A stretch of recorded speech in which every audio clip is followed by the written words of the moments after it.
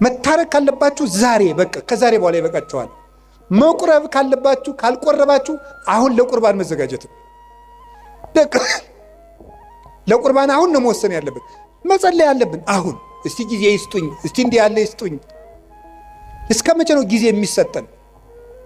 በልብ መታሰቡ በቃል መነገሩ ስሙ ከፍ ከፍ ይበልና ሰውን የሚወድ እግዚአብሔር ዘመን አስፍቶ ወራት አብዝቶ ለንስሐ ይሰጣል ይላል ቅዱስ ዮሐንስ እስክንድርያ ሃይማኖተ አበው ምዕራፍ 52 ቁጥር 26 ላይ ሲናገር ወራት አስፍቶ የሰጠን ለንስሐ ነው፣ ለመዳን የሰጠን እንጂ እንጨቃጨቅበት አይደለም።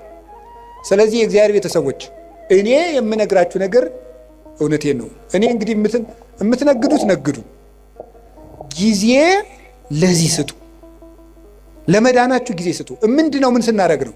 ስናነብ መጽሐፍ ቅዱስ። ምንድነው ስናደርግ ነው? ንስሐ አባታችን ጋር ስንገናኝ፣ ስንጸልይ፣ ከቤተ ክርስቲያን ጋር ያለን ግንኙነት ጥብቅ ሲሆን ጊዜ ለመዳን